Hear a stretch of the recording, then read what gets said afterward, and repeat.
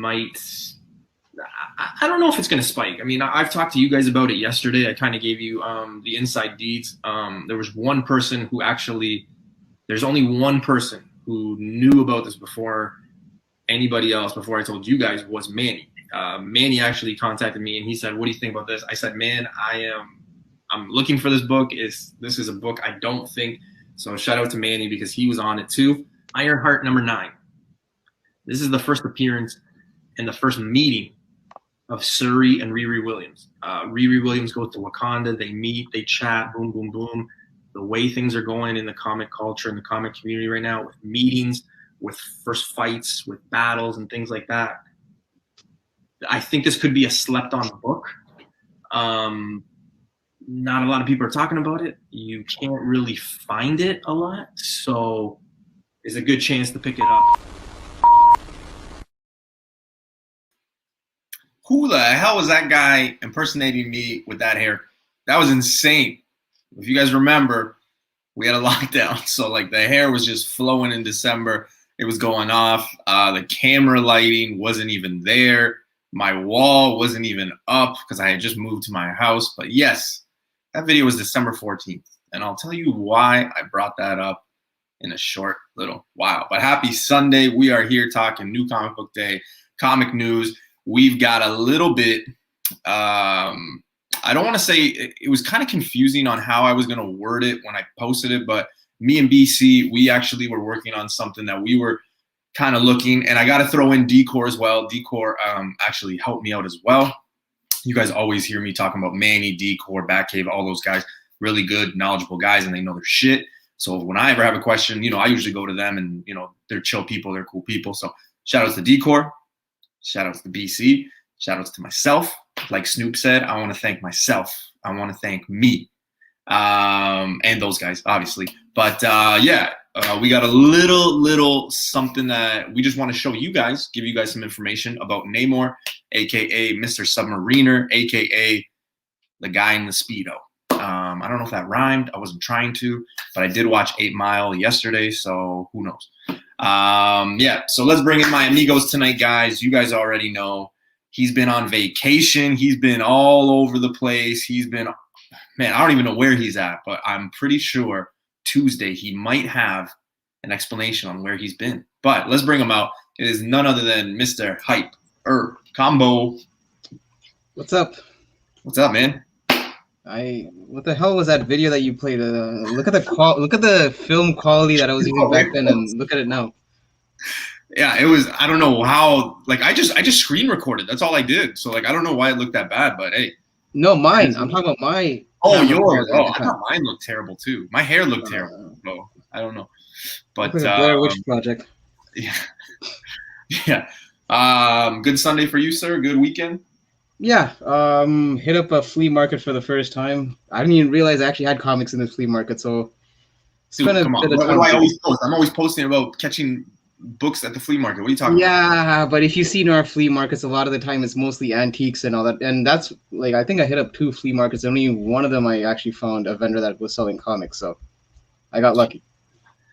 Well, talking about lucky, let's bring in our next guest because we're lucky to have him because, he's had a busy weekend. And guys, sometimes life takes over. The man's got a little one at home. He's got another one that he's expecting. So, he's a busy man. But he's given us his time today. So let's have some appreciation for the man, Mr. BC. What's happening, man? Not much. You guys?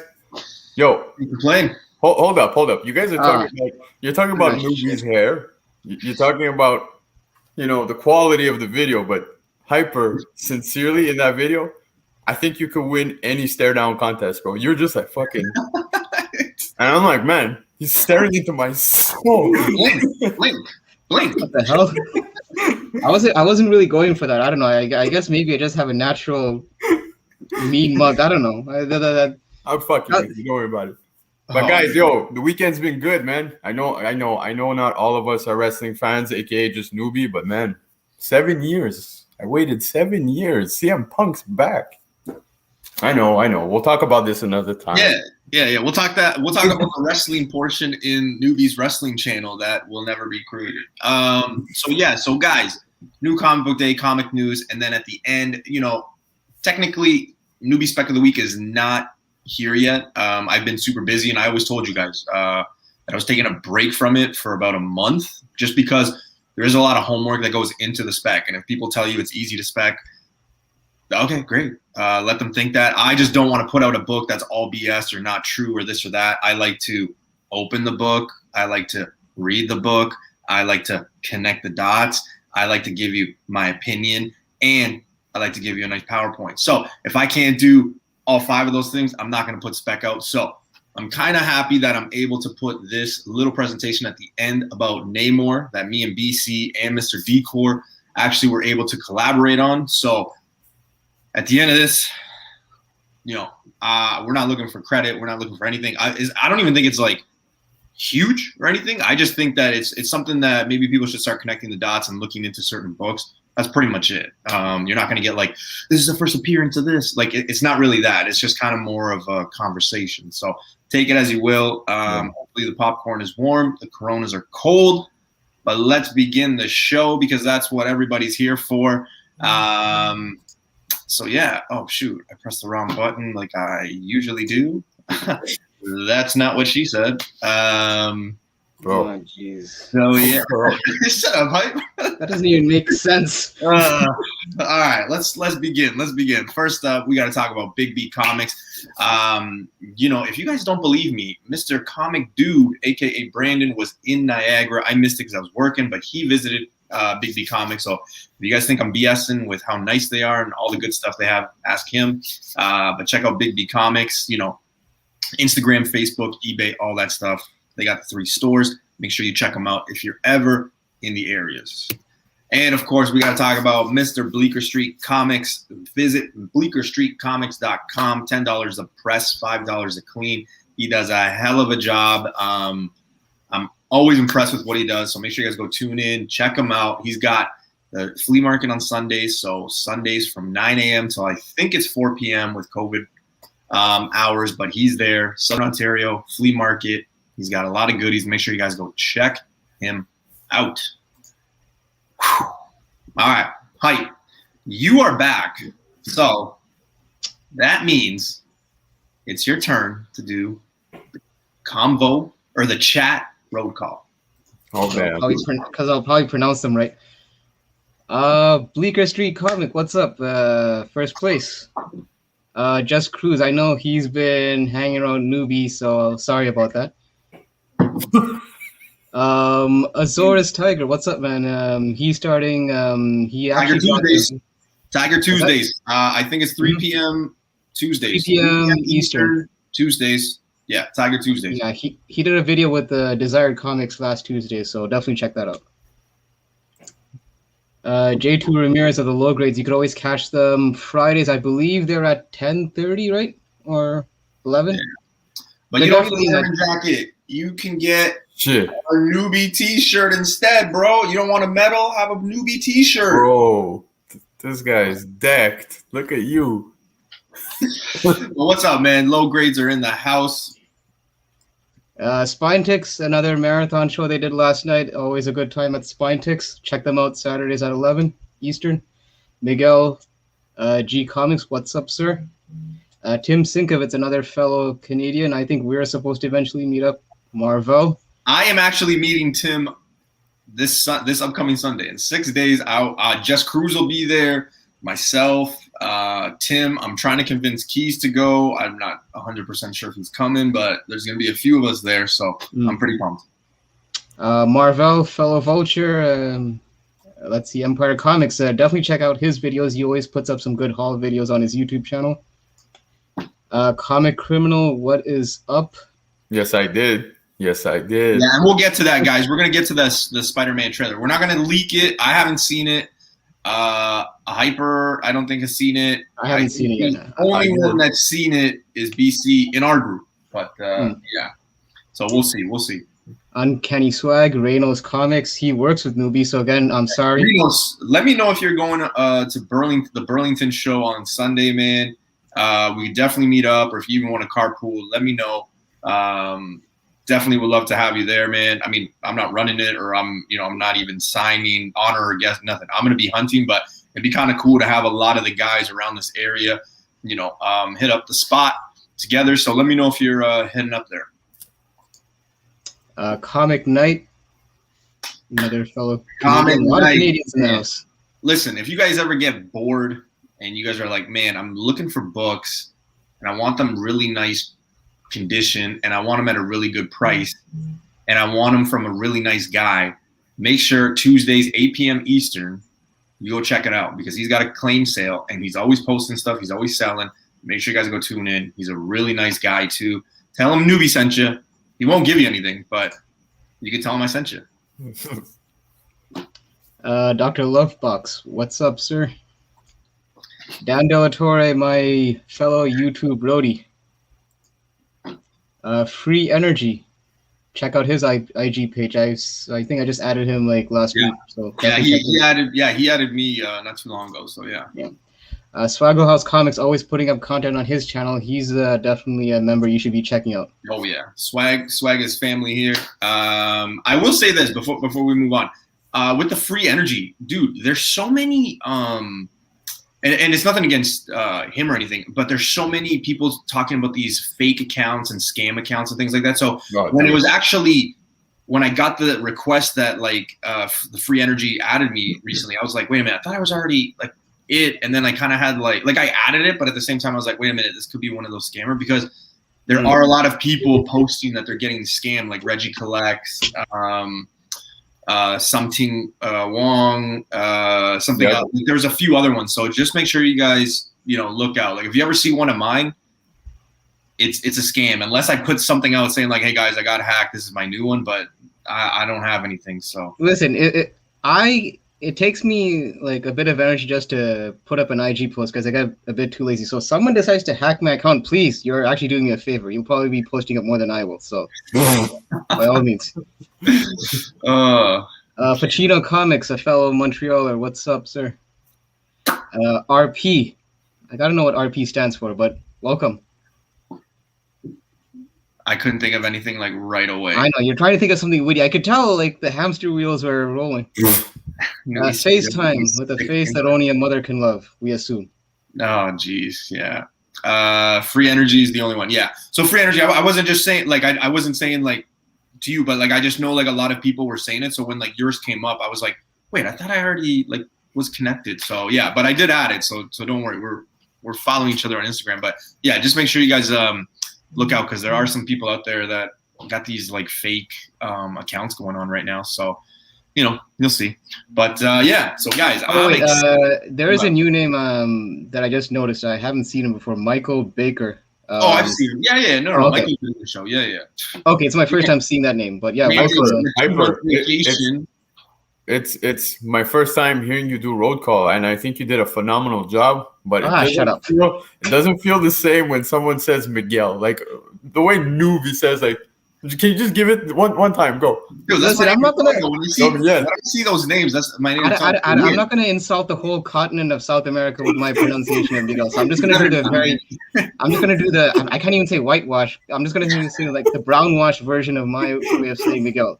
That's what you're stuck with, and that's what you're gonna get. I'm sorry. First up, Jordan, thank you for tuning in. Hello from Vermont, land of the 2 whole stores in the state. Oh, geez, man, I feel sorry for you. But thank you for tuning in. You know what it reminds me of, though? Like somebody, actually, I think it was my girl who said it, or somebody, one of my buddies, but he was like, have you guys ever seen the Dave Chappelle's, the Keel and Peele episode where they're like doing the Barack Obama one? And like anytime there's like an African-American person, he's like, yo, what's up, man? And then there was a white person, they're like, hey, how's it going? Hey, how's it going?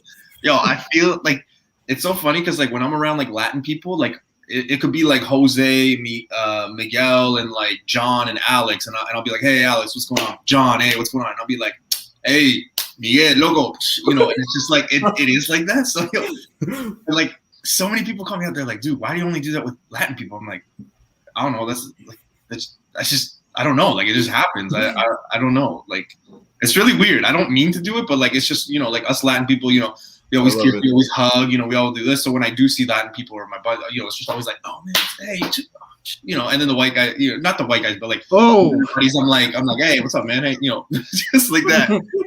But well, when did this turn into like some newbie stand-up bit? Like, I love it. I feel this episode's gonna get edited. Yeah, probably. And listen, Michael Baker, I've been following Walking Dead. I mean, I don't think you're really missing out on much from what I've been seeing. So, I heard it's the final season this time. So, I doubt that, but we'll see. no, it is. It actually apparently is the final season of Walking Dead. So. Yeah. I'm from Portugal and not from Spain or Latin America, so Hyper's got it right. Yeah. So there you go. It's just for I think Miguel has said that. But again, guys, for me it's like it's being conjugated and everything in Spanish, and then it comes out English for me. That's just my native tongue. That's where I'm from. So yeah, I always blame like the Newbie verse. That's probably where it starts from, just from there. So all right. Let's start the show, guys, and I do have to apologize. It is not August 11th. Again. It's also not August 25th. So, well, yo, to be fair. There's literally, wait, hold on. There's 1, 2, 3, 4, 5. There's like 7.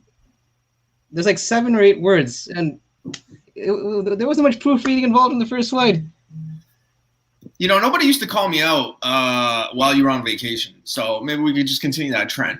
Which is why we keep getting the same date over and over and over again. It's like Hooper. Listen, it was the 11th for like 3 weeks or 2 weeks, whatever. So, you even had the same books, like over and over. Let's start the show. Before we go, new comic book day. Heavy week, light week. What do you guys think? Me personally, I think there's a lot of goodies. There's a lot of #1 alerts. So for the average guy, probably picking things up, I think there's going to be a lot of pickups this week. Yep, I think it's going to be an expensive one because we got some $5.99 books that are dropping with multiple covers, and I think we're going to touch base on that very soon. Oh yes, sir. Yes, sir. Yeah. All right. Well, hopefully I got it on here. But all right, let's see. Let's kick it off. We're going to start with Image, and we're going to start with Ice Cream Man number 25. It's all you, Hype. I mean, I'm kind of following Ice Cream Man off and on because it's an anthology series. I only pick up some of the issues here and there because, the nature of an anthology is you read the issue and that's it. I mean, they do say there's like an overarching kind of theme to it, but for the most part, you could just pick up any random Ice Cream Man issue and you're good. So this one, just because of everything else I'm pulling, I may hold off on this unless I hear good things about it. There's definitely a lot of good covers coming out. It is the 25th issue, so it's supposed to be an oversized issue. So for you horror fans, it might be worth checking out. Yeah, man, totally agree, dude. It's a book, like you said, that if I hear good buzz, I'll pick it up, but it's not on my poll because I have a ginormous list this week, so I had to cut back somewhere, and this is one of them. But horror fans, like Hyper said, if definitely don't pass on it, and let us know if it's good. Hey, I'll go grab one. Do you guys think that the hype on this is kind of slowed down though? Like I really think it's kind of slowed down. I think it's because most independent titles, the thing is, we know that there is apparently a TV show option. I'm sure, like with most news cycles, though? I don't remember. I'm pretty sure it's confirmed. The thing is, the channel that it was supposed to be streaming on, I think it got bought out by Roku or some other streaming platform. So I believe plans are still underway to get it made, but there's just a bit of a speed bump, I guess you could say. So like any news cycle, I'm sure once you hear more news, this will, especially that issue 1 is already like $100 book. So I'm sure this will be back in the limelight again. But I mean, from a critic's point of view, the whole run seems to have been met with a lot of praise, just because of how the stories has a bit like has a horror theme, but there's also like somewhat like a metaphor to it. It's like there's like some underlying messages that's usually for each and every story. So that's kind of why this kind of sets it apart from most other horror titles. Yeah, I gotta be honest though. Like when I saw some of these covers, like I prefer that the cover A. I mean that ice cream one is kind of cool, but the other ones I'm kind of like, man, nothing really, cover wise for me anyway. That like that first one on the left, I'm like, yeah, kind of weird. Yeah, so. we'll see. But yeah, 25th anniversary, 25th issue. So yeah, and Face was joking, saying that there's probably like 86 covers out there, but there's probably a lot with like store variants and things like that. It's and you know, Face is getting all of them. Yeah, oh yeah, pretty much. So, all right, next up we've got Department of Truth number 12. Same thing. We got 3 covers coming out. But again, up to this point, I mean, let's be real. We know what to expect when it comes to the covers of these, right? I think nobody's surprised when these come out. You know, they all look pretty much the same. Yeah, I think that cover C is actually like pretty twisted. I don't know what the hell he's playing with, like some broken baby doll or whatever. But yeah, dude, I don't think I've missed one issue where I don't pick up all the covers. So I'm definitely grabbing it. It's gotten to that point. I just think every cover has been awesome, but it's also a great story. I don't know if everyone's reading this. Hype, Newbie, if you are, great. If you're not, get on it. Yeah, I'm kind of behind, but from what I've read so far, I've enjoyed it. But unlike you, I'm not picking up every cover just because when each issue starts pumping out 3 or 4 covers, I kind of had to put a stop to it at some point. Now I pretty much just pick cover A's, and if once in a while a variant catches my eye, I might put it on the pile. But for the most part, I just stick with cover A's. Yeah, you know? I'm the same way, man. Same way. Trying to get that Tales of Suspense 39. So this one I think is going to be big. I know Mr. Key Issues is having a field day with this one. This one could probably have like 100 covers. Previews had, I think, about like 8 of them. I only got this one, but obviously, you know, I think there's a Lashley one, Canadian artist. Obviously, McFarlane's got one, but this is going to be opening up. Obviously, there's going to be first appearances in this, but this is going to be something that's been, you know, talked about for a while. A lot of people are on it. You know, I know people like Universe X. X was posting about, you know, first of all, he's a big Spawn guy, but he was posting about a lot of Spawn stuff in, you know, the weeks prior. So, I mean, you know, a lot of Spawn people are very hyped about this. Again, a number 1. So a lot of possibilities for, you know, characters and things like that. So obviously this is going to probably be something that a lot of people are gravitating to grabbing. Yeah, I mean, I don't think I'm going to, like, realistically, I don't think I'm going to be pulling all the Spawn spin-off series, but I'm giving at least issue 1 of each of them a chance just to see, you know, how they shake out. And, you know, you never know. Usually that number 1 might have a first appearance or so. So I'm at least giving I did pick up Spawn Universe number 1 because that's kind of like, I guess, the gateway to all the other Spawn spin-off. So I will be picking this up this week just out of curiosity. Oh, yo, it's got my weakness right there, the crown. You know what I'm saying? No, I'm just kidding. But oh yes, but no, I'm definitely picking it up, dude. Newbie, you were talking covers, but there's the Capullo, there's Finch, there's the Booth cover, and if I'm not mistaken, now Hyper, block your ears. The Capullo is going to be connecting up until I think issue 3, right? Ooh. McFarlane, yeah. The desk just moved, yo. But yo. So McFarlane actually did a video where I saw he had shown like the sketch or something of the 3 covers. So I think it's up until issue 3 where they're all connecting. So definitely. Wait, hold up. Is it going to be $5.99 for every single issue, or is it just this for issue number 1? That's $5.99. No idea. I think it's going to be issue just probably just issue number 1. All right. If they're all $5.99, well, I know you'll stick to the connecting, and that's about it. But yeah. Still, it's going to be a big week for Spawn. You know, it's dude, pretty big, and I think a lot of people are going to be picking it up for sure. All right, number 1 alert. We got a number 1 alert, so it's Saint Mercy number 1. Nothing. I'll be honest. I am gonna be first to say I know nothing of this, so take it away, Black Round. Okay. I'm passing on it. I'm not grabbing it, but I do like to put out, you know, the number 1 alerts. I'm grabbing. I just haven't really heard anything. Not a lot of information from what I have, you know, kind of looked into. It's not really anything that like piques my interest. So, yo, it actually piqued mine. I'm not gonna lie. So it's a 4-issue miniseries, and it touches like on the Inca empire. So like I'm kind of curious to see what it's about. But Wait, BC, who's the publisher in this? oh fuck, no idea, to be honest with you. I can't even make out what that emblem is. I think it is Image. Is it Image? Yeah, it is Image. It's Image. Yeah. Yeah. Okay, yeah, that was Image. okay. We're still on Image. Wow, we were on Image because now we're gonna go to IDW. Usagi Yojimbo number 3. Wait, is that right? No. This is Usagi Yojimbo the what? I think you're missing a title. It's what the. You know what? I think that's what. No. Hey, I think that's what threw me off when I was doing it. Is like, what kind of journalistic? No, that's right. Hold on a second. No, that's right.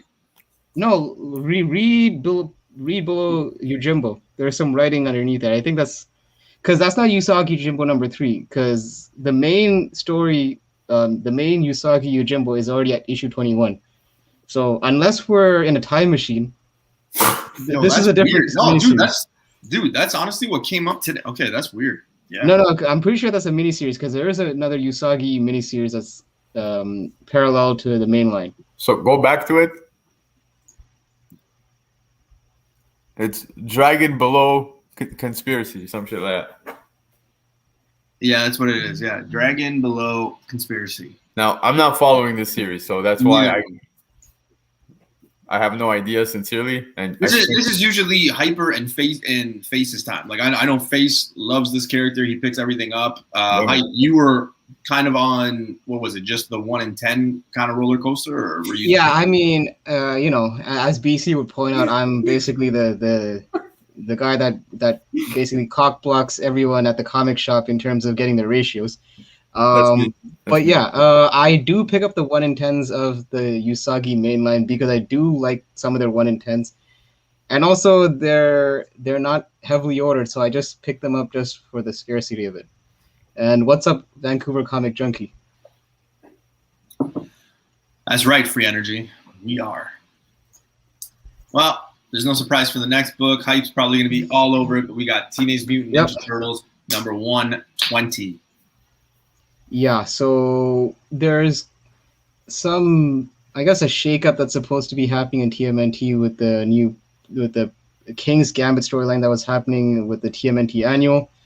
So they're promising some, I guess, earth-shattering events are supposed to take place in the next TMNT storyline. I don't know if this is it or if this is just like a placeholder issue until the actual storyline comes out. But it might be worth paying attention to TMNT issues like in the next the next one's coming up if you're a TMNT fan, because apparently the status quo is supposed to be shifted, and we're supposed to be getting longtime writer Tom Waltz. Is it Tom Waltz? Or I believe Tom Waltz is coming back to TMNT. So for all you original IDW TMNT fans, Tom Waltz should be coming back soon. Cool. Yo, I'm just gonna point it out. I think out of like all the recent Eastman covers, like this one really pops for some reason. I don't know if it's the colors, but like it stands out. I dig it a lot. Yeah. All right, here comes the boom. See what I did there? Yeah. Oh, jeez. But we got number 1 third printing of Dark Blood. Yo, already? Yeah, it felt like we just got this. Yeah, I know. We got the second When I print saw last that, I was like, okay, that moved a little quick. That's strange. So basically, this is just the first printing. They just whited out the background, right? Yeah, because the background on number 1 was red, right? It was all like a red. I don't know if it was like orangey red, whatever, but it was red. So yeah. Well, I'm gonna be picking it up for sure because issue number 2 also drops this week. So right. Yep. And this is a mini series, right? It's not an ongoing. I'm not too sure, to be honest with you. I don't know if it's. I think it's a mini. I believe it. Yeah, because I think it's a 2 of 5, if I'm not mistaken, in previews. Yeah. That's okay, but that's the thing I was just gonna say because I didn't pick it up, right? I don't know anything about it. Is it hot enough to have a third print? Like I haven't heard anybody talk about this. Here's the thing I don't about know, man. boom titles. I've noticed that this has happened with Berserker. This has happened with several other boom titles Yeah. where don't base, I guess, the value of these books just purely on number of printings. Because look, we had like Berserker going up to a 5th print. But if you go to, I could bet you, if you go to some of your LCSs, you could probably still find that first print on the shelf. Yeah, dude. Just for because sure. of when they do late printings, it just means it got sold at the distributor level. That doesn't mean that the books actually flew off the shelf. So yeah, it just seems like boom. I don't know if the initial orders are just lower and then they end up going into second prints, and that's the case. But I wouldn't put too much stock into thinking if this book is going to be a hot book just based on late printings. It's not. It's now if you Yeah. like the story, But I think obviously, like just like in the chat though, everybody's kind of surprised, right? Like even BC, like even myself when I was getting everything ready, Yeah, everybody's dude. like third I print feel already. I feel like everybody feels like the later the printings go, the more scarce. Like I don't know. I feel like I don't everyone. believe in that. I don't believe in that. No, I know, but I don't Yeah. know if people are trying to hit jackpot like with fucking Venom 3, the 3rd print. Like I don't know what it is. It's like they're just pumping prints. Like Marvell just said, like 2nd print literally was announced a few days before the first one even came out. But story-wise, if we're gonna talk about this book, like I find it's okay. Like I wouldn't give it more than that. Like it's a slow start for an issue 1. We'll see what issue 2 brings to the table. I'm actually more excited for issue 2 than the 3rd print. So Yeah. well, here's the thing though. There's a reason why I feel that there's just hypothesizing like why you have publishers like Boom already jumping the gun on late printings versus like the big 2 publishers like Marvel and DC, possibly because retailers in general, they'll probably order heavily on the Marvel and DC side and they won't order as many independents. So that's why when previews comes at the distribution level, they'll have a set amount of orders.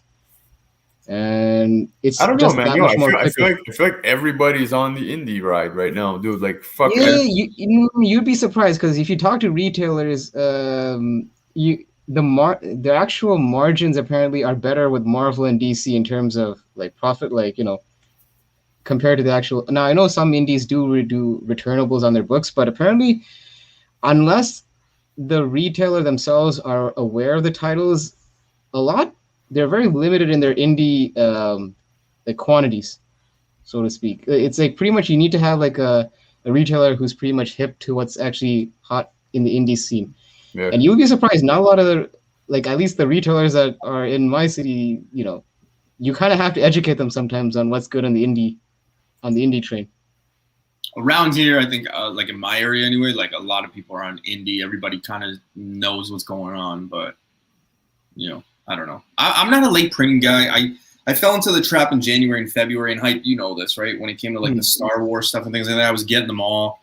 And then I was kind of like, man, why am I doing this? Like, 1, I don't like it. 2, I mean, they're coming out with a new print. It seemed like every 2 weeks or something like that. So I don't know. I'm not really a fan of it unless like I really like the story. I'm really reading it. But I mean, again, I got to really like it because I don't, I know some people are like, noob, it's just 1 book, man. Come on. But you know what? Like it goes down because like if you do that for every week, every Wednesday a year, and you're trying to save for a grail, you're trying to get a big book, it adds up after a while. You know what I mean? So the thing is, keep in mind, shops are also, at least the ones in my area, they're being more conservative with their orders, I find. Yeah. Oh yeah. So huge.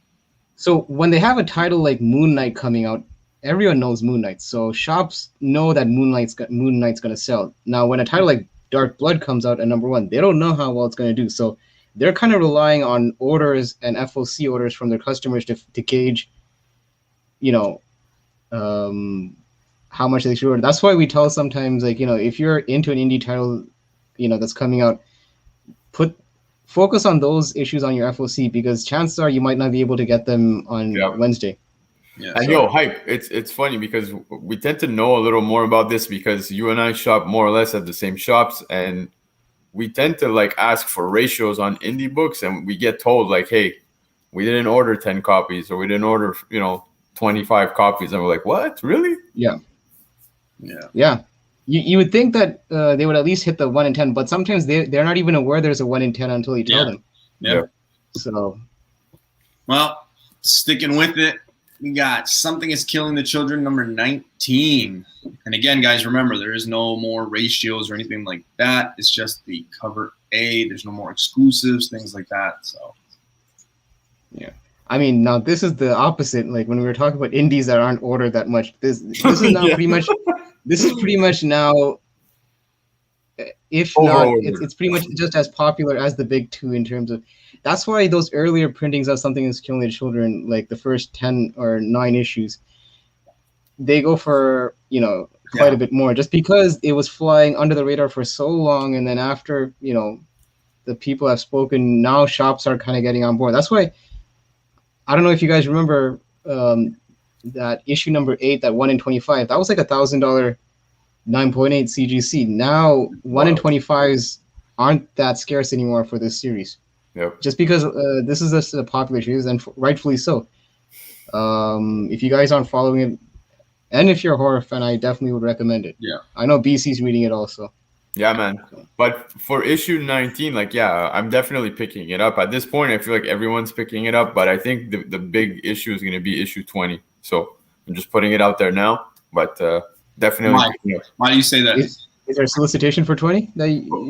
Well, apparently, yeah. It's Erica's like origin with the house. So, like, we're gonna go in depth with it. So. Okay. All right. Yeah, I mean, this is already a pull, anyways, for me. Yeah, same. Yeah. All right, guys, we are going into Marvel Comics. First up, we got Avengers Annual number 1. Number 1 alert here. I don't know. It could be, filled with a few first appearances. Who knows? I mean, you never know. I'm skipping on it. I just feel like I'll be able to pick it up even Wednesday afternoon from a shop if there is some importance to it. I don't think I have to rush to go get this. I missed out last week on that Miles Annual, even though I talked about it. I totally forgot that there was a 1 in 25, like totally. If not, I would have been on it. Yeah. But I don't think that this one will have the same success as that one, because I have heard people say, oh man, like this one could hit like the Miles one. I'm like, I don't think so. This one? Yeah. It depends. So the thing is, there's different things that the Miles 1 in 25 had going for it. First of all, the cover was pretty creative with the whole weathered looking beat up cover. That old school. Yeah. I love that. And it was done by Tony Fleece. I think Marvel pointed out in our chat, who is basically the artist on Stray Dogs. So that's another thing to note. And the other thing is, apparently there was, so I haven't read the annual yet, but apparently there is a first appearance in there. But even so, even if there was a first appearance, I still see the regular annuals still sitting on the shelf. So I think that Miles annual was very much a cover buy. Oh yeah. And also, I don't think Miles, even though Miles is popular, I don't think his series is as heavily ordered as the Peter Parker ASM, Spider-Man proper series. I still think that not a lot of shops would have gotten that 1 in 25 of Miles Morales. Whereas Avengers, on the other hand, Avengers is a title I feel like shops will be carrying more copies of. So I think there will be a lot more 1 in 25s of Avengers circulating than the Miles one. That 1 in 25 is still going at $160 to $180, guys. That's insane. Wow, Dan got 2 of the Miles annuals. I don't know. Yeah, but but he probably just got the cover A's. The 1 in 25 is right? Yeah, it's the 1 in 25. Yeah, Dan, you need to look for that 1 in 20 ratio. So if you got 2 of them, that means you either got 50 copies or you worked something out with your shop. But yeah, the 1 in 25 was the big winner for that one. Yeah, and I was so stupid, I forgot to even mention it. It didn't even cross my mind last week, and I was pissed. So Mel V was posting about it and messaged me, and he's like, "Yo, did you grab one?" I'm like, "No, man, I fucking slept on this." So I'll be quite honest. Sorry, go ahead, BC. No, I was gonna say I don't think anyone's actually reading the series though, because that book picked up because of obviously the cover. But I mean, this is a good story. Like I'm sincerely enjoying it. I've been reading all of the annuals. Now it finally comes to end with this, and I do some. There's something clearly bigger that's gonna come out of this, right? I know this book has a first appearance. There is a first appearance. Red Owl. It's fucking the Miles one. Yeah. Yeah, it's Red Owl. The guy's name is Red Owl. Yeah. But yeah, apparently there's also going to be one here. There's going to be another character. Oh, here. Okay, sorry. I thought we were still on the Miles thing, so I apologize. Yeah, no, it's fine. But anyway, so I'm going to pick it up for sure. But again, just to touch base on what you guys were talking about, the 1 in 25, like, yeah, it's totally because of the cover. It has nothing. I don't even think it has anything to do with the story. No one's really talking about it. No. Okay, so full disclosure, when I saw the cover before it was released, I had a feeling, because I noticed that Miles ratios, if it's really nicely done, they tend to pick up. I had a feeling this would. I'm not saying that because after the fact. I did have a gut feeling that issue would take off, but not to the level that it would be like $150 book. And still the way that Melody messaged me about it was so casual, like, our casual. He's like, "Yeah, you grab one, right?" And I was like, "No, man, I totally slept on it. Like, we didn't even talk about it. It was just that." And like even today, like I think most of us, if we're getting a 1 in 25, it's usually $20 or $25. That's usually what you pay. Yeah. I mean, I would have easily picked that up for 25, knowing if I was going to get 160 back. Like 100%, I would have been like, yes. Hyper listened to the wrong side of his gut, and he went with his gut. And his gut Empire wait, hold up. Empire 2. Who said I didn't get it though? Oh, you got it. Bullshit. It's all lies. It's all like we all know your gut took your ass to Popeye's chicken, bro. It took it to Popeye's chicken, but it went other locations as well. No, I did actually score it. Good, yo, I'm proud of you, seriously. It's not in my hands yet, though. It's not in my hands yet. No, you don't got it yet. You don't got it. You know that guy's the gonna rule. cancel the Only once it's in your hand, it counts. There you go. True. Ultra Maximus is in the house. Big shout outs to him. Guys, if you're not subbed up to him, make sure you do. Spec, all that stuff. You wouldn't have missed that Miles annual if you would have watched him, if you would have followed him. But he was saying that book was honorable mention at 3 p.m. and passed both books to take Book of the Week by Showtime. Yeah, I don't know.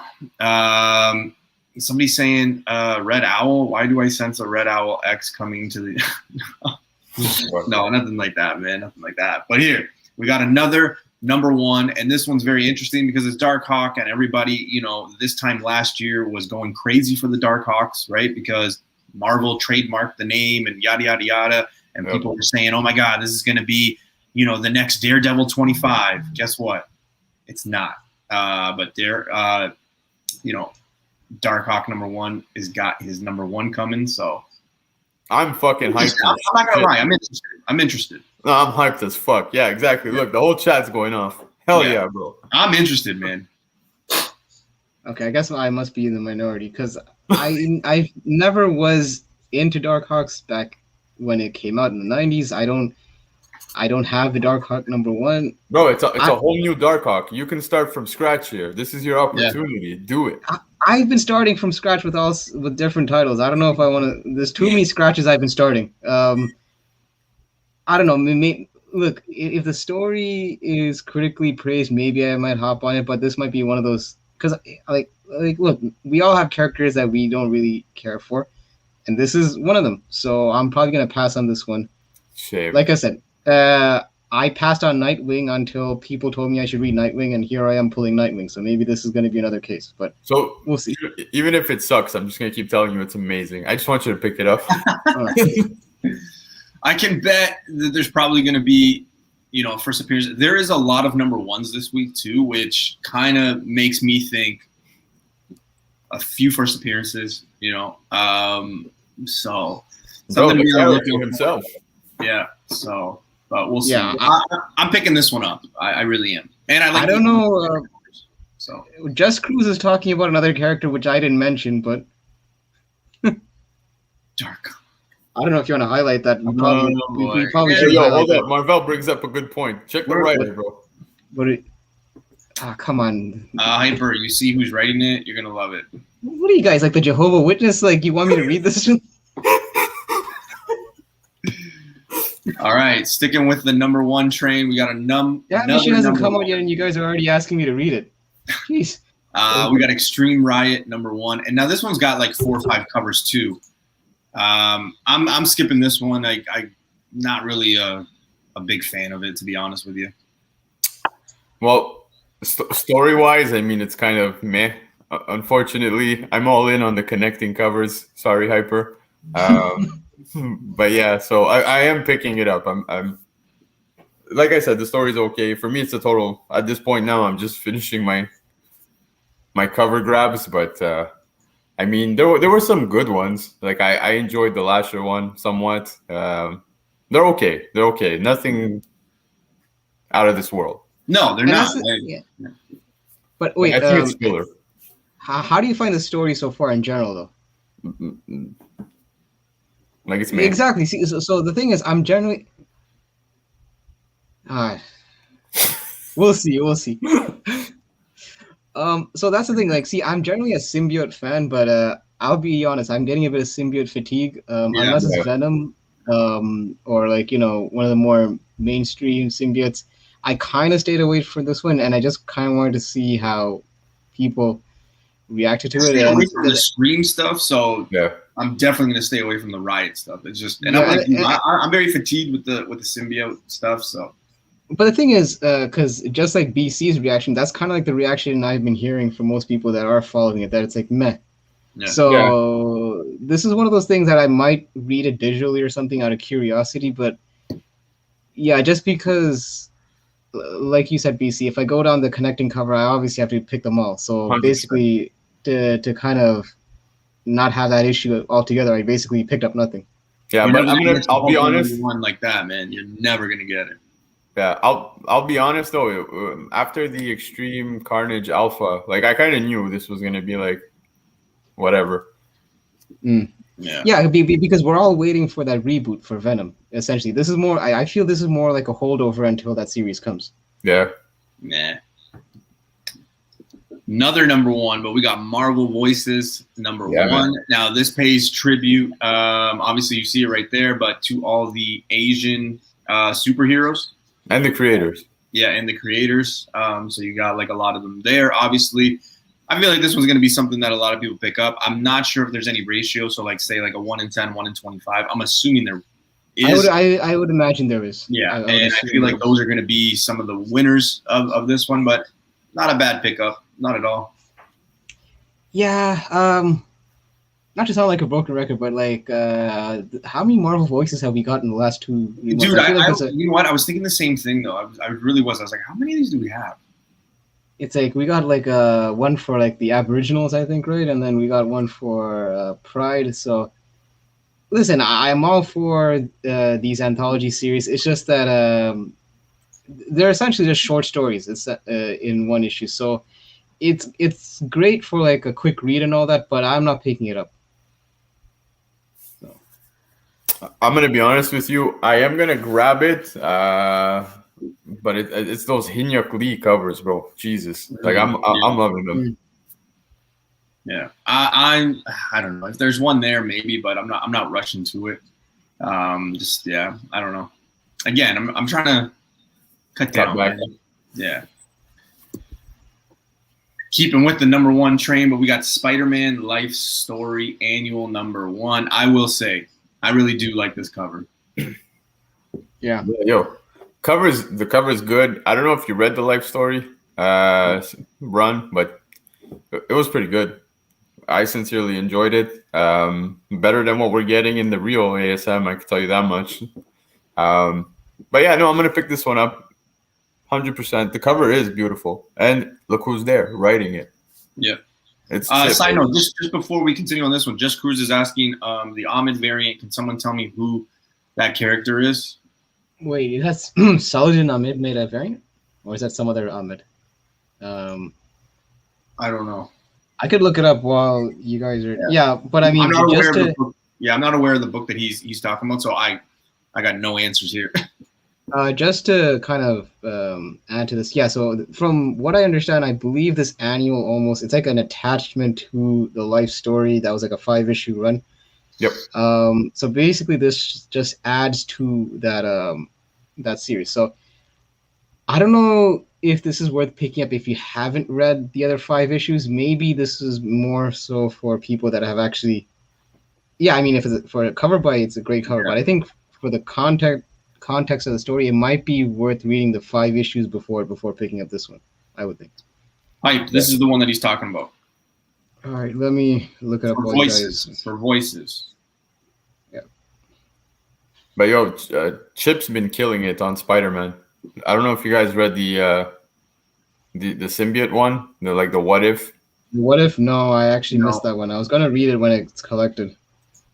Yeah. Solid. Now we're getting off the number 1 train here, but we got Strange Academy number 12. Okay, did they take a break? Because I feel like we haven't talked about Strange Academy. Okay. We haven't talked about this in a long time, I feel. The last issue was in June, early June. Okay, yeah. So, because when I was doing this, I'm like, I don't think I've spoken about Strange Academy in a very long time. And yeah, that's true. So we got the cover A, and then we have like that headshot one that like, a lot characters. of character. Yeah, I call them all headshots, man. Yeah, I don't know. Do you guys know who this character is? Oh, I saw that cover, but yeah, I have no idea who that. I don't know. He looks like some cholo daredevil. I can't tell. Yeah, I don't know. Chat if you. I don't know. I can't make out who this character is. Honestly, I don't know if it's a new character or if it's. It's Cholo Daredevil. That's who we're gonna call him. Yeah, yeah. I'll do some research and find out who it is, but unfortunately, that's the best answer I can give, and I have a feeling my answer is probably the wrong one. Yeah, Dr. Lovebox says it's Giant Man, but like I can't recall him with a mustache and a yeah, exactly. That's what's throwing me off.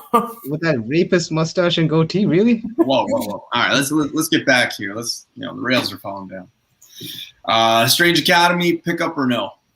Oh hell yeah, dude! I haven't missed an issue, and it's a good read. It is. I same thing with the character variant covers. I'm picking them all up. I'm enjoying it. Sorry? Marvel said it's Giant Man. It is?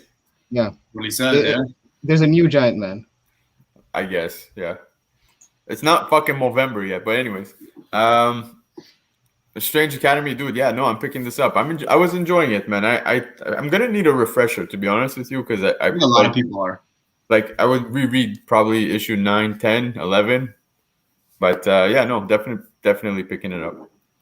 Same. I think I'm also picking up the Adams variant just because I'm picking up all the characters. Yeah, same. Yeah. I think Strange Academy was one of those that everybody was talking about. Everyone was picking up everything. It was just one of those like automatic pickups when they were coming. And I think that just because it's been since June. I thought it was earlier than that, but yeah, man, I just think everyone's gonna be picking it up.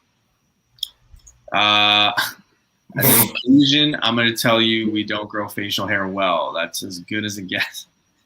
Beautiful. All right. Well, DC, the place where BC and Hype might shine, but Newbie does not. So we got Superman 78, number 1. Again, a lot of number 1s coming out this week, guys. So I hope you're paying attention. Yeah, so this is actually just like in the vein of Batman 89, which was the Michael Keaton, like the comic series that basically continues on in the Michael Keaton verse, I guess you could call it, of Batman. This is taking place in the Richard Donner directed Superman that took place in 1978 with Christopher Reeves, one of the most iconic actors to ever play that character. So, iconic or iconic? Which iconic. Iconic. What did I say? You said iconics. Oh, yeah. Okay. All right. You got me. Ooh. Iconic. Yeah. The Hyperverse. It doesn't have the same effect. It doesn't. No, I'm gonna go back to drinking when I do shows because I feel like I don't enter as many. Possibly because I do it once in a blue moon, whereas you do it like every calendar week. Yeah. So yeah. This is a pass for me, even if it's a number 1 or not. I haven't really picked up anything DC. I think the last time I picked anything DC was the Red X stuff. That was pretty much where I kind of left off. Oh, okay. Yeah. Wait, really? That's the only thing you picked up DC was? Yeah, I mean, I picked up the Yara Flora. Okay. Future State, the Teen Titans, and Academy One, and the Red X. But other than that, like I don't really pick up a lot of DC stuff. I hear you. Just because they come out with like new characters every week, I'm not gonna pick it up. Like if I was to listen to, and I say this all the time, and no disrespect, but like I was told to stack Miracle Molly. Thank God I didn't. I was told to stack Robin King. Thank God I didn't. I was told to stack Catwoman 23. Thank God I didn't. Like it's just, I don't know. Yeah, well, those characters, you're taking a risk with those. But I mean, there are some characters that that should have better shelf life, like Punchline and what's her name? Face keeps saying that he's gonna send me a Punchline because he's got multiple. So we'll see. Of the first appearance? Yeah, we'll see. So I don't know. Wow, okay. We'll see. I mean, he got him off the shelf, right? He got him off the shelf. So I don't know, but that's something that we were talking about, and I was like, dude, if you got one, like, I really want one. I do think that I think there is some stuff in in Punchline, but like that's so down the road and not a lot of people are talking about it. It's kind of down right now in the dip, so this is the time to buy them. So yeah, but the thing is, well, see now. Here's the thing. I'm kind of worried about Punchline's future because I know that Tinian had plans for her, but now with the whole Substack thing, I don't know where this leaves Punchline, and I don't have as much faith in DC's hands as I would have had Tinian been, stayed on, man. Directing the ship. So I'm kind of a bit shaky now on where Punchline goes from here, but we'll see. Dude, I agree. As for this book, unlike Batman 89, I'm probably gonna pass on this one. I mean, I saw the movie, I enjoyed it, but it doesn't have the same connection to me as Batman 89 because that was more my generation, Batman 89, and actually, I think I even saw that in theaters. I was just gonna say something about Superman, but like, I guess I can wait. Yeah. Oh, is it? Why is it not PG? No, it's like the we could talk about it in the news, I guess, but like the whole thing that they're gonna make him like a homosexual. Oh, that, yeah. I don't know. Yeah. Like that's a whole different discussion. Yeah, which not really good for it. Yeah. I mean, whatever. There's obviously opinions on that, but yeah, you could definitely open up a whole can of worms. But yeah, long story short, in this case, I'm probably gonna pass on this one. Yeah, I am too. And yeah, I'm gonna pick it up, man. I'm gonna give it a try. It's after everything we've said. Yeah, it's a number one. You can't go wrong. But no, I'm gonna just give it a try, see where it goes from there. I enjoyed Batman 89, so you know what I mean. Mm-hmm. Look, I've said it before on our shows, and I'll say it again. I'm really not a big Superman fan. No, but me neither. I'm not gonna continue to like just keep turning my back on it. Like I do feel like I'll connect a little more with this. He's not your son. Sorry? He's not your son, though. You don't have to feel bad.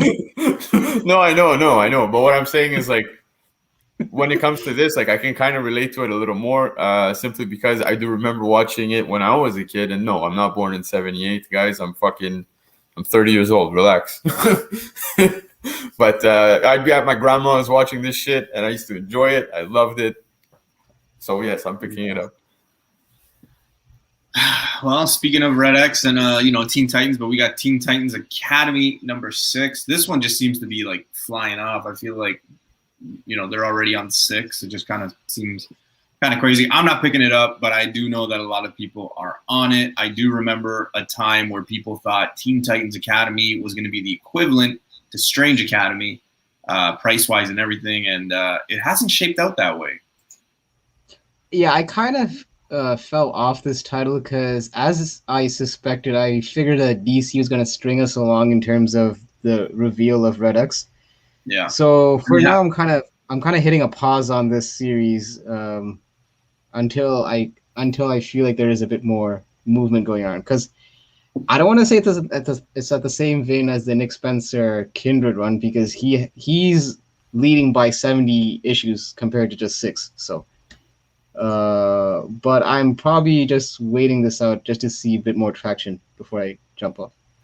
Teen Titans Academy and Suicide Squad had a good crossover, but everyone like hyper fell off. There you go. You know, I'll probably, if I had to say a book that DC the 2 books that DC really hit on this year, it was probably The Future State Yara Flora and Nice House on the Lake.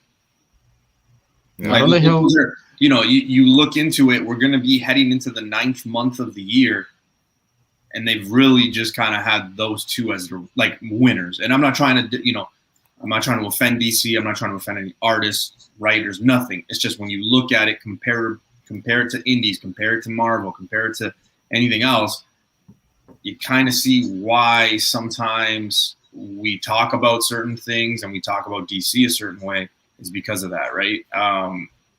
Looking back, and I had this conversation the other day, so it's kind of fresh in my memory, but like you look back, and it even took us a while to even think about those 2 that came out this year, right? Where we're just like, holy shit, is that it? Like those 2 were the big ones. And, you know, and you could throw that Red X one in there.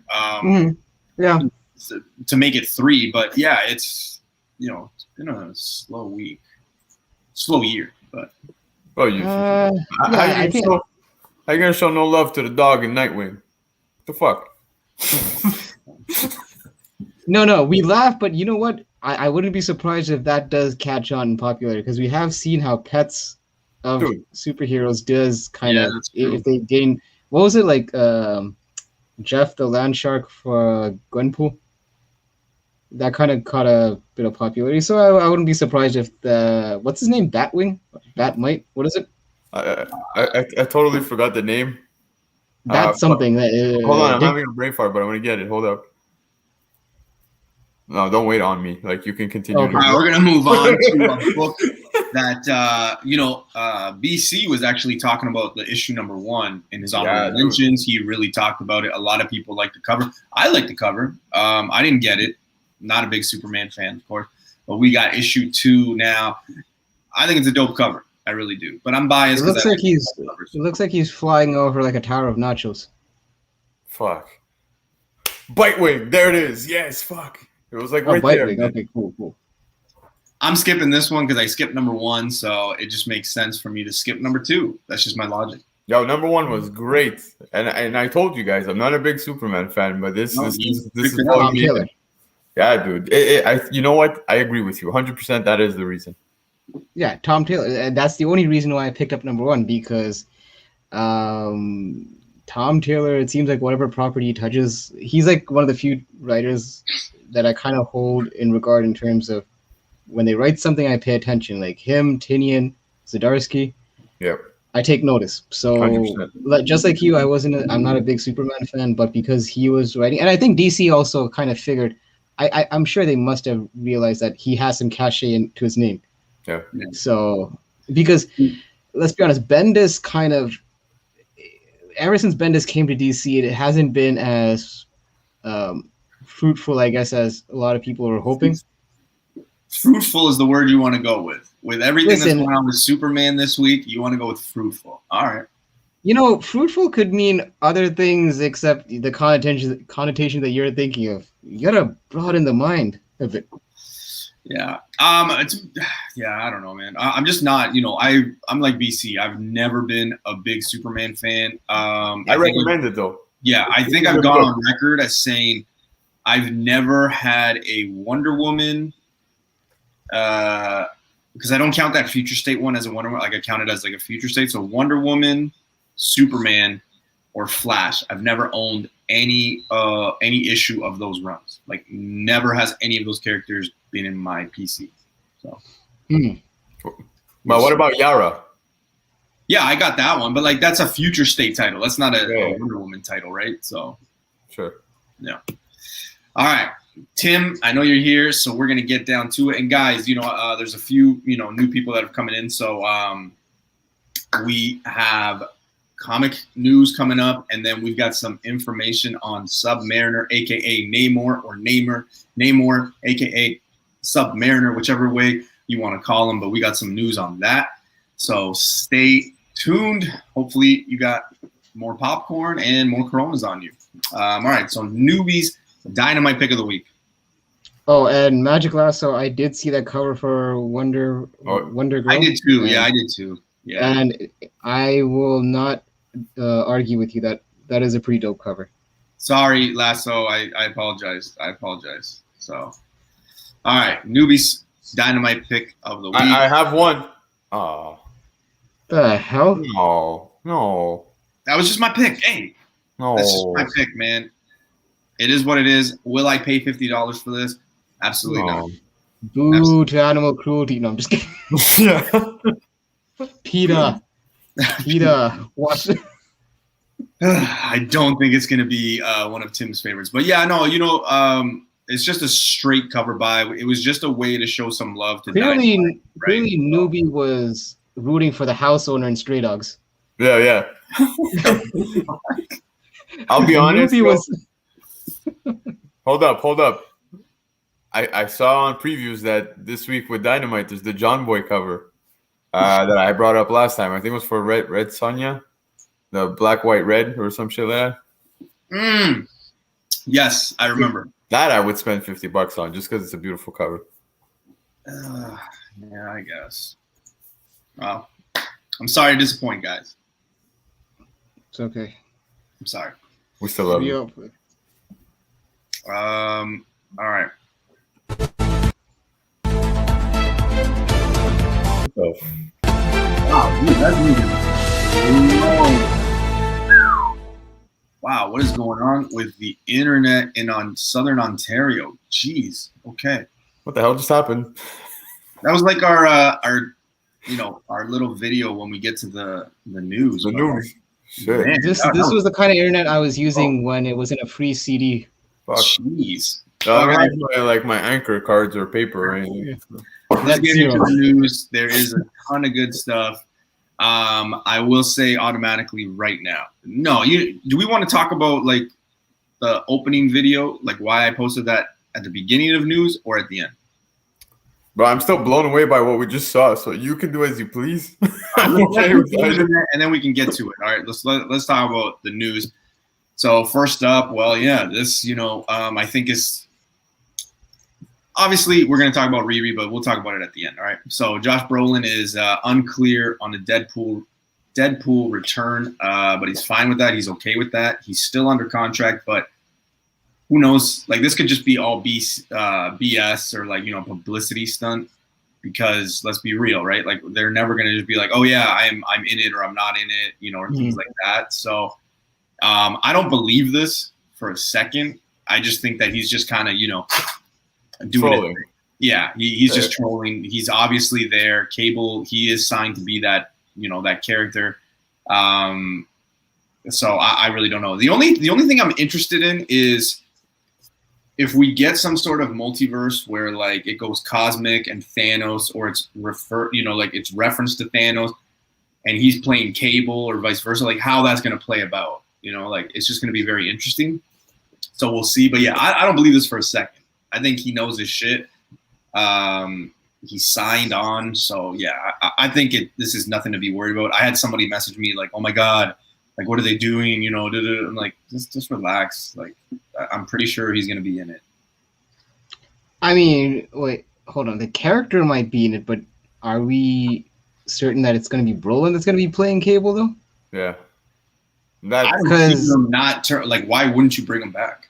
No, but the thing is, because it's like with like how Marvel's it went out and actually said that the characters that you saw on the Netflix Marvel series aren't going to be the same actors that get brought back. Well, not everyone. So yeah, because these Cable and Deadpool were from the Fox franchise, who's to say that those actors will be brought? I mean, I think Ryan Reynolds.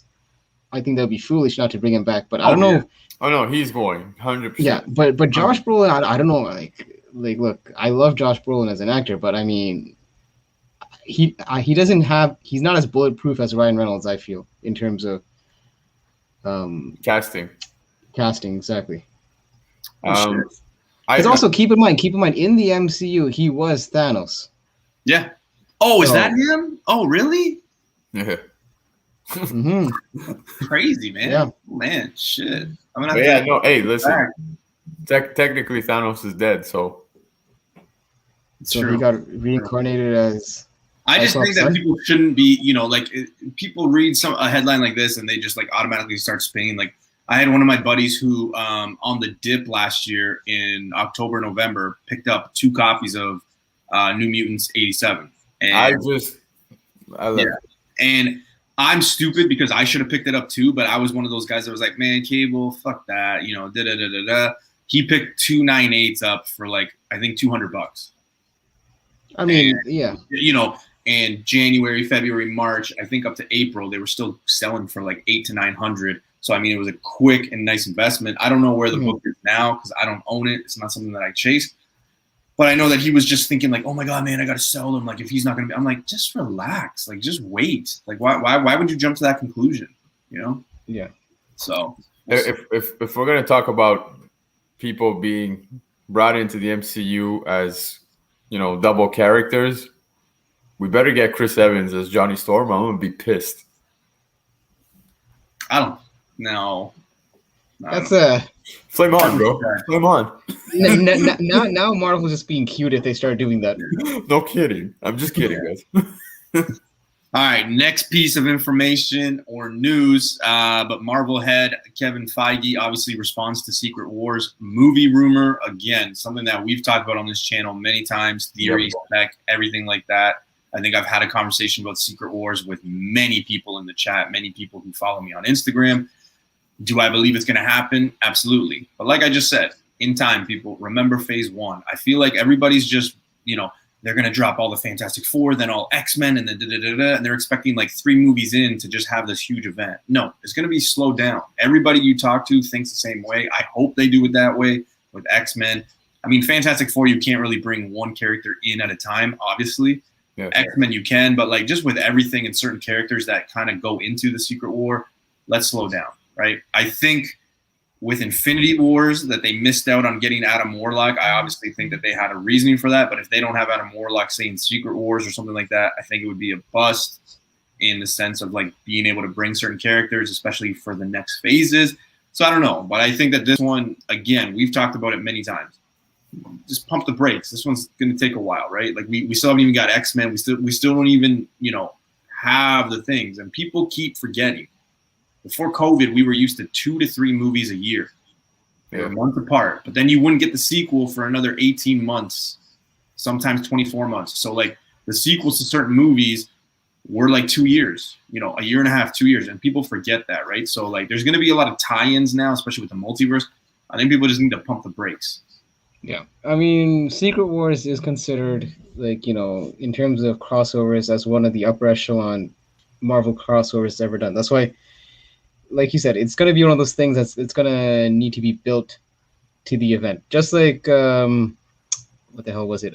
Infinity Wars, which was essentially Infinity Gauntlet in the comics. So yeah, you don't just sprint to that. You kind of have to build it. And that took us 10 years. Yeah, I guess you could say 10 years. Yeah, with the Iron Man. Yeah, it was 10 years actually. Yeah, you're right. Yeah. If you count Iron Man 1. Yeah, because I was thinking about it first from Avengers 1, which was 2012. But no, you're right. If we go back to Iron Man, it's yeah. So it actually was 10 years. So Iron Man started everything. That's what people forget. They got no respect. This guy. Iron Man started everything. Yes, Iron Man is above all. I feel like now everybody's just expecting all the main events right away. You know what I mean? Like they just want it one after the other. Yeah. Like there's so much to come. And I know that in the MCU, like they've already spoken that we're going to be getting what's called the Armor Wars. You know what I mean? There's the Secret Invasion. There's like so much other stuff that is priority right now, and it's confirmed. So, this is definitely going to be a slow build after we get more characters. Like we know we're going to get Fantastic Four and whatnot, X-Men. Like just let this build the way it should. If they rush this, I'll be pissed. I'll be honest with you. Yeah. That's all. Just wait. That's all we enjoy the journey. That's all. Yeah. Like just because the thing is, the good thing about Marvel is it's not like 10 years of just nothing. It's like in that 10 years, they're going to be sprinkling in movies and shows for our viewing pleasure. So just look forward to those coming out. And then when this drops, it'll drop. So we still got to get these new characters. So we have to get their backstory. They're not just going to bring in like a Jane Foster or a Moon Knight or, you know, you know, like all these characters that people think are coming and just be like, hey, here we are, what's up? They're not going to ruin that chance to markability, make money for themselves. So on the business side, it just doesn't make any sense right now. So, and Dr. Lovebox, I think I'm of the opinion that, and I'm this is not a unique opinion that I'm going to share, but I think it's going to have a mix of both the original and the Hickman Secret Wars. I don't think they're just going to focus on just one era of Secret Wars. I think they're going to be grabbing material from both eras. So don't rush out and, you know, try to pay top dollar for Secret Wars 8. Just relax. It's going to have a dinner. All right. This one really bugged me, and I actually made a post about it. I'm not as big of a Galactus fan as, say, Face. Face is a big Galactus fan. He's really twisted. He likes the crazy villains. I don't know what that says about Face. But, you know, I do like Galactus. Obviously, you know, being a big Silver Surfer fan, big Fantastic Four fan, like it's a villain that I'm like familiar with. Yeah. But it was just so crazy. The fact that people thought in the Eternals trailer, Galactus was in it. You can see in the background in this picture, that's who they thought it was. Watching in real time the trailer of Eternals, I did not think that was Galactus, not even a second. And people were messaging me like, "Noob, oh my god!" And I was like, "What?" And people were messaging me like screenshots of it, and I'm like, "Man, that's not Galactus at all, like at all." Yeah. Yo, they're not gonna throw Galactus at us like that. No way, man. No. Yeah, and this is not the same thing like with the like Abomination, because Abomination is not at the same level as Galactus. So yeah, you would think that a character like Galactus, you would at least market it and kind of let people know that he is going to be the Eternals, because that would be a drawing point for the movie, right? Like, you know, when, you know, an all-powerful being does appear in that movie. But yeah, I don't think they would just sneak that in there and kind of make it ambiguous where it's kind of left to people's imagination. Yeah, no. Lovebox. It looks nothing like when people were sending me, I'm like, I remember there was one account, because I never say names, but there was one account where I was like, I have to go look and see if this person's got glasses or before like I said something. And nothing against glasses. My whole family wears glasses basically. But like I was just like, how do you guys think that this is Galactus? You honestly think that Eternals, they're gonna drop the Eternals trailer with everything that they got going on, and they're just gonna be like, oh yeah, here's Galactus. Like, no, man. No. But dude, it's not fucking Galactus. Like, what the hell? And dude, kind of like exactly like they did with Thanos, dude. They're gonna build up Galactus. They're 100%. Out of that. So you know what's gonna be funny is I feel like you know, obviously you guys remember, but the end credits when we did get Thanos, you know, just the little bits where like he gets the gauntlet and then he takes it, or he, you know, does that turn, he just like grins, you know, things like that. Like I feel like that's how we're gonna get Galactus. We're gonna get these slow little scenes of like him kind of coming towards, you know, whatever galaxy he's headed, and like possibly having a conversation with Silver Surfer, something like that. I feel like that's what we're probably gonna get. I'm pretty sure, and Marvel is dropping hints here. He is closer than we think. That's all I'm gonna say. Stay tuned, but it ain't the Eternals, bro. That's all I'm telling you. Like that creature thing, that Dyson looking robot, it's not Galactus. I posted a picture with who's everybody's supposed to be. So if you don't, you know, go look at it. You don't have to follow, like, whatever, but just familiarize yourself, because there's a lot of Celestials and things like that. So we'll see. All right, guys, sticking with another team, next major Avengers crossover is still a ways off, according to Kevin Feige. I'm not surprised. I'm not surprised at all, for the exact same reasons of what we just talked about. I think it's going to take a while to kind of introduce these new characters, get familiar with these characters, let them make money, let them get popular, and so, right? So I think it's just going to be very interesting to see, you know, what characters we actually do get, because it's fun having these conversations of, like, you know, and we have it all the time on a show, or when we talk about Cosmic or anything like that. How many times have we guessed or done our pick for, like, you know, what's the next Guardians of the Galaxy team going to be? You know, what's the next Avengers team going to be, right? And then you just kind of branch out and do all these other stuff. I think this Avengers, the next team, I mean, I think we can kind of mirror image of what we think it's going to look like, but I think nobody has a clue, to be honest with you. I think if you were to go 5 for 5, 6 for 6, 7 for 7, depending on how many members there's going to be, I mean, you should probably buy a lottery ticket because, like, I really do think that it's kind of difficult to suggest or see who the next team is going to be, like, fully, you know? You mean like the Avengers? Yeah. Well, if we look back, like, let's look at the previous phases, and now we're entering this one. Which characters from, like, at the end of Endgame are moving forward with their own series? We have Black Panther. Mm-hmm. We've got Guardians. We've got Spidey, which I'm assuming this movie is going to be his final, right? It's an assumption. I remember reading the contract. I hope it's not. I like the guy. I know there's some people that like don't. I like him as Spider-Man. I really don't mind him. Yeah, you got Doctor Strange. You've got Thor, Captain Marvel, Black Knight. No, previous phases. No. I'm sorry. I'm talking about my new team. Yeah. Yeah, like there's a lot of development that's left to be done here. Like there's just way too much. Like I don't want to see any team ups, to be honest with you. I don't either. I want to see the team build up like we did in phase 1. You know, we got your Iron Man, we got our Thor, we got the, you know, Captain America, this and that. Like that's what I kind of want to see. I want to have those backstories so I can connect it all, and then we kind of have that information. So I think sorry, go ahead. I don't know. I was just gonna say, like, make us at least care about the characters first before. Yeah. I mean, the only reason we're in the theaters and we pop when we see like Captain America, like Robert Downey Jr. and Chris Evans, you know, facing off, like for the first time, or Thor and what's his face, Mark Ruffalo's Hulk, is because those characters were somewhat built up in their own franchises before, so we kind of gave a damn before those characters were had their little face-offs in the Avengers movie. So it only works when they have their own individual projects. I'm talking about the new characters that are in the next phase. You kind of have to build them up before you can kind of throw them all into like one ensemble movie. Like I've realized I can't talk to anybody about X-Men anymore, or like most people, because everybody, is like, no, man, we're gonna get the whole team. Like the first movie is just gonna be everybody. Like it's probably gonna be like the first one where we get like the Wolverine thing, and then he joins the team, and the team's already set. I'm like, I don't think so. I really don't. Now, will there be a team already set up in X-Men? Yeah, I think Beast might be there, maybe Cyclops, maybe Jean, Storm, maybe like a handful of them. But like the other ones, I think that, we'll probably get solo. So like Gambit, Rogue, Wolverine. Like I feel like those ones have more push. So I don't think that in the X-Men movie, we're even going to get a full team necessarily.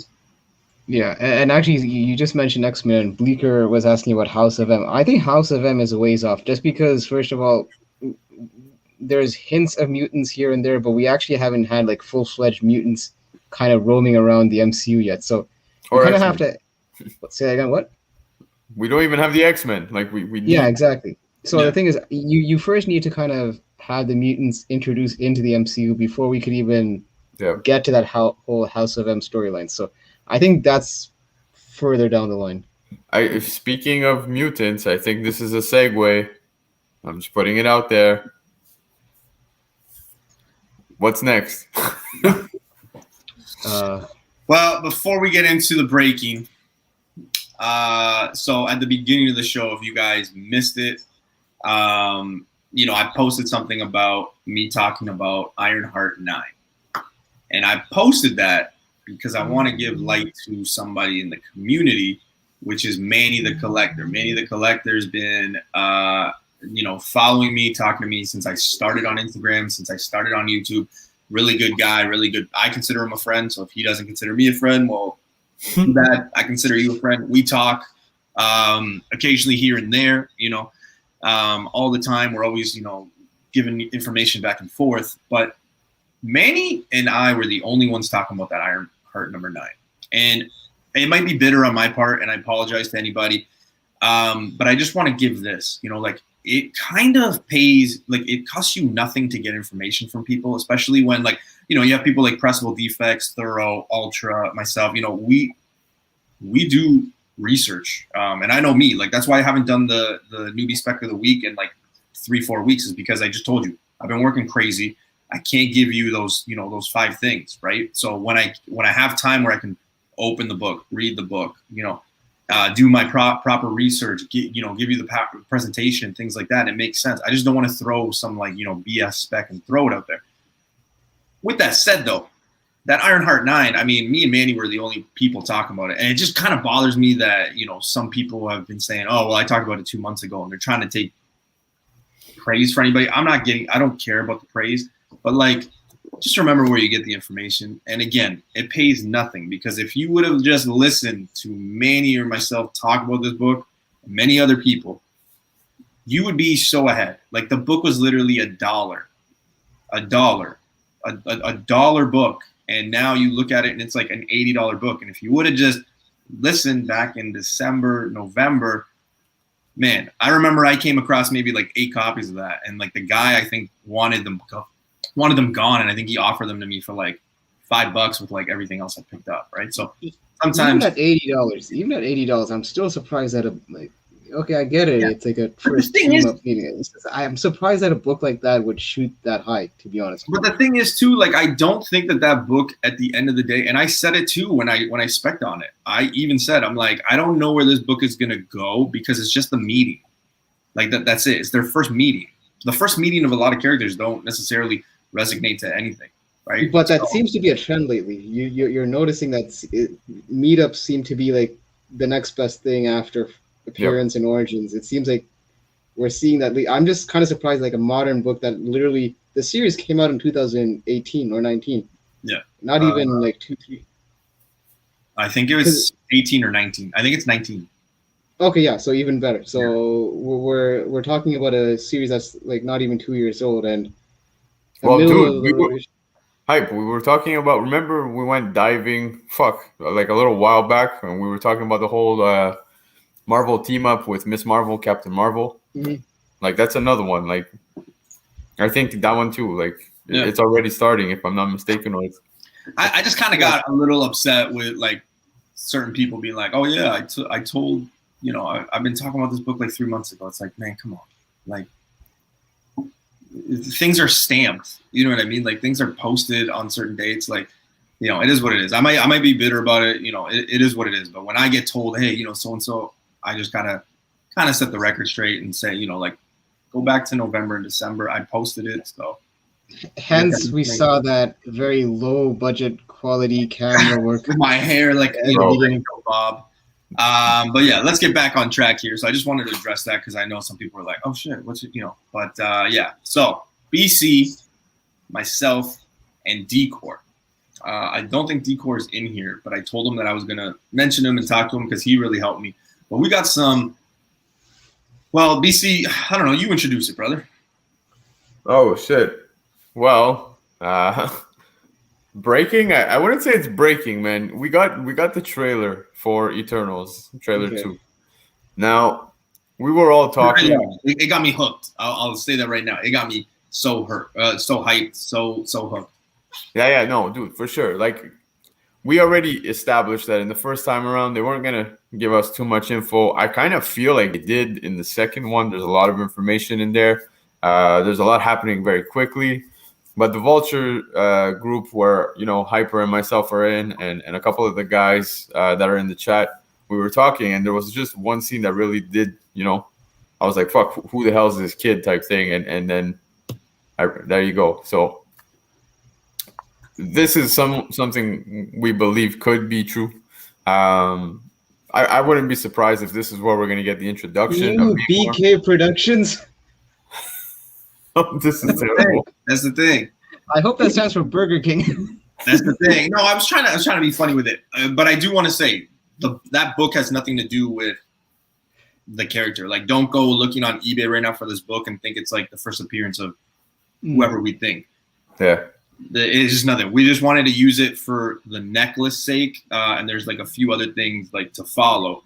But yeah, just pay attention. But I do see this kid possibly being Namor, back in thousands of years earlier, because we're for sure going to get the Eternals in the beginning of the movie. Thousands and years prior, we're going to get a quick origin story where I do think that maybe we're gonna see the sinking of Atlantis here, because in the trailer you do see there's like the ocean, like all the waves, like the fucking everything looks like it's gonna be drowned out. So I don't know, but it would make sense, right? So this is something we were discussing, and I was like, man, yeah, there you go. What is it? The Great Catalysm. So that just talks about like how the Celestials. Catechism. Cataclysm. Whatever. You understand me? Basically, the Celestials did destroy Atlantis and things like that. Yeah. The Deviants. Again, we're not saying it's Kid Namor. We're not saying that at all. We're just showing you the sense that, like, okay, me and BC think that is actually an Atlantean, right? And all the children in Atlantis have that necklace. So that's all we're showing you. And with that information about how they age slowly, the thought did come to, okay, maybe it is Namor and maybe he's aging quickly. But then we kind of debunked it because we're like, if they're going to be getting that guy that they confirmed or rumored to play that, right? Yeah. Well, we kind of thought, okay, how are they going to age this guy that quickly, right? It's not going to happen. So I don't think they're going to age him that quickly, because even in the main MCU timeline right now, like Namor's in his prime. You know what I mean? Exactly. So, yeah, exactly. But like that to me just said, okay, you know what? They're trying to establish the Atlanteans, right? And then it comes to this book right here, Avengers #9, where they find that Celestial down in the water. It seems this one does seem like, if you want to, like, same thing when we got that rumor, right? Like everybody went to the Atlantean versus the Wakanda fight and war and things like that. So like that one saw a spike. This one could see a spike as well. We have to start looking into that storyline of, Celestials and Atlanteans, right? Yeah, guys, I want to clear it up though, because I don't want anyone to misunderstand what I was trying to say or what Newbie's trying to say. I'm not saying that we're going to get Namor in this movie. What I'm saying is maybe we're going to get the origin story of what happened to Atlantis. That's what I really think we're going to get, because, the Eternals, we're getting like thousands and thousands and thousands of years prior to the current timeline. So we're going to have to find, they're going to give us the history very quickly. I expect within the first 20 minutes, we'll get like the origin story of the Eternals and why they've not been around up until a certain amount of time. That's what I'm expecting, sincerely. Yeah, none of us, BK, that's important. Yeah, none of us are saying that that's Namor. We're just saying that kid, possibly because of the necklace and things like that, near the water, there was a lot of scenes in the trailer. If you look back 30 seconds in, we got all this water stuff, right? I just think, again, my own opinion, if I'm wrong, I'll go on a show and say I'm wrong. I don't know. I'm just kind of giving you guys food for thought. Yep. I think that kid, whether he was in another one or just this one, just shows the Atlanteans are around. That's all. That's all I'm saying. You know what I mean? So, again, this book kind of has some stories with that. There's other books that you could be on the lookout for that kind of have a story tied into all that stuff. But yeah, you got your Ultimate Fantastic Four #24, #25. You also have Avengers vs. X-Men #7, which is the dude, that's when he attacks Wakanda. So if he is going to be in Black Panther 2, this is what I'm saying is like if I see Atlantis being sunk in the beginning of Eternals, maybe that kid is Namor back in the day, or maybe it's not. Maybe it's it could be a flashback. We don't know, right? That's what I'm saying. So either it is or isn't. I don't fucking know. But what I do know is but what I'm assuming is this is where we're going to see Atlantis sink. That's number one. Number two, I mean, if he's confirmed to be within Black Panther 2, dude, that Avengers versus X-Men #7, hey, that's when he attacks Wakanda. So that's hold on. Is he actually, at this point, is he confirmed to be in Black Panther 2? It seems to be the case. That's what I keep reading as news all across the board. Even the chat is pretty much putting it out there, right? So yeah. Again, let me make myself very clear, okay? Me and BK and Decor are not saying this is Kid Namor. We're not saying this is Namor. We are just trying to show you information that Atlanteans age takes a they're like 120, 140 years old. Namor is supposed to be in his prime. We're not saying he's going to show up in Eternals or anything like that. We're just saying that the necklace, the water, all that stuff, it could have it, a connection. So, just a book to be on the lookout for when you think Celestials, Atlanteans, things like that. That's all we're saying. So hey, guys. And go say, Newbie and BK are saying this is, no, we're not saying that. We're just. I still don't know who BK is. Yeah. No idea who BK is, but BC. Something I'm craving a Whopper right now. Fuck, right? But anyways, another point that I just want to point out is that Namor is the first mutant, so I think this would be a good introduction, right? So just planting the seeds is all I'm saying. I'm not saying we're going to get Namor. I'm going to keep repeating it just because I don't want nobody coming at me being like, fuck you. You said it was going to be Namor.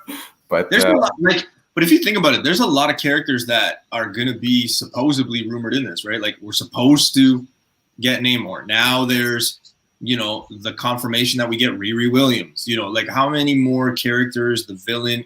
I don't think Namor is going to be the villain. He could kind of maybe half show up in the. I don't know.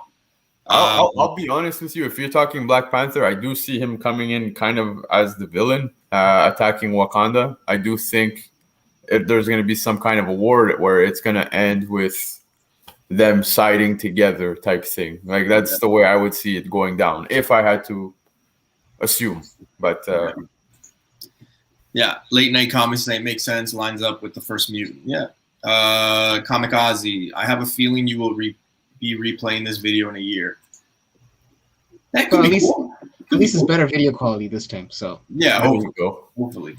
So I don't know. My biggest takeaway was I kept seeing, and BC kind of said it with the necklace. Like it kind of was just like, okay, that kind of establishes to me that there's Atlanteans, and this could be a good time to bring in like a little Atlantean talk or a little Namor, cameo or something like that. So we kind of are prepared for what's coming up next, right? With like Black Panther, because Black Panther I think is slated February or March next year, right? Correct. I think so. Yeah. Right? So are we getting the TV series before the movie though? No, we're getting the movie first. We're getting the movie first. Okay. Yeah. And Newbie, we've mentioned this before, and everyone's pretty much aware, but we've already gotten Atlantis talk in the MCU, right? They mentioned it in I think it was Endgame. And when they mentioned Atlantis, right away it was like, no, we just don't want to talk about that type thing. You know what I mean? So I really, really feel like this is the good opportunity, especially with the Eternals. This is where we're probably going to get the introduction. This is just us saying. So take it with a grain of salt. Take it as you please. Don't go crazy. Don't buy up all the books. If you do and they hit the jackpot, congrats, guys. Share the wealth. Share the wealth. Yeah. Is it going to be $1,000 book? I don't think so. I really don't. But I mean, I didn't really expect Ironheart 9 to be a $100 book raw, and it's kind of going that way. So, and another thing we were talking about is, so let's put it out there. We all know that like Namor wears a Speedo, and I don't think he's gonna end up wearing a Speedo in the MCU. I don't think so either. Yeah, so, I don't think so either. I was looking at other costumes that he's had throughout time. Most of them happen to be with the X-Men, and like later on. But Submariner issue 67 is where he gets a totally different costume.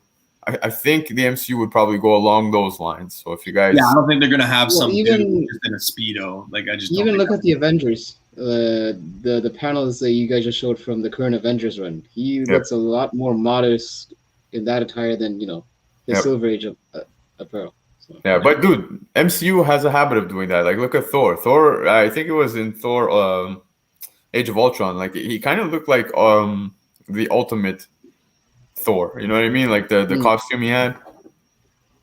Yeah, from the Ultimates. Yeah. Well, that is the show. We will be back on Tuesday with our friend from Automatic Comics, Mr. Ryan. Go check out his YouTube. He's been on the show many times, but we got a show called Keys I would still invest in. Really nice show. They're basically big keys that we still think have a lot of room to grow. And Ryan kind of breaks down all the numbers, so it makes it easier on me. But we've got all that information coming. This will be, I think, the third time we're doing this. This is going to be something that we're going to be doing for a bit.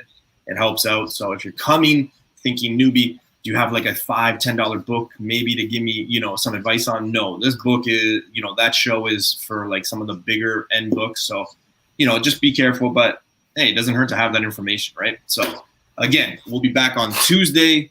These two guys, I'll steal a little of their light. They're going to be on tomorrow on FaceTime's channel at 7 p.m. for Previously On. And I steal the light here because sometimes they forget, but they've got a 250 and a 500 subscriber giveaway. So make sure you guys go tune into Face's channel. Make sure you sub for the chance to win some prizes. Oh, yo, and not just that. Tomorrow, we actually are going to be revealing the submissions for the Stray Dogs Art Contest. So we're going to see who moves forward to the next round. And yeah, man, I think it's going to be a good time. Hype, you're going to be there. Yeah, I'm told I'll be there. There you go. So it's a good time. Miguel, I will do a black spec. Yeah, see, I'm not going to do that. Yeah, you did it. You heard that. Hola, Miguel. My uncle's name is Miguel, so like I'm just used to it, man. It Hyper, I mean, one time, just do it. so no, I'm probably gonna end up. I don't want to piss off like an entire country. God, you're fine. You're fine. So yeah, that's the show, guys. We'll be back on Tuesday, 9:30. Oh wait. I wanna just plug something. So on top of what Newbie mentioned for tomorrow's FaceTime show and Tuesday, his show with Ryan, I'll actually be on Team Nerd Herd this coming Thursday during their Mondo mail call. This will be my third appearance on Team Nerd Herd, so I know that they changed their format up a bit where they actually ask some rapid fire questions, and so I'm looking forward to that. And showing off some of my finds, because you know me, I like being thrifty with my comic hunting, so you'll get to see that on Thursday. Oh. And wait, what does it say? Can the chat fire new for me? I'm ready. Let's do this. Yeah, I think that bearskin rug thing kind of did you in tonight. I think a lot of things did me in today, man. I'm not gonna lie. So. And hey, guys, before Newbie signs off, I just want to say, listen, if you're too broke to afford comics, visit your local library, or in my case, also visit your local flea market. Yeah, that's true. And don't forget to put the thumbs up, thumbs down, whatever the case may be. All right, that's the show. Later.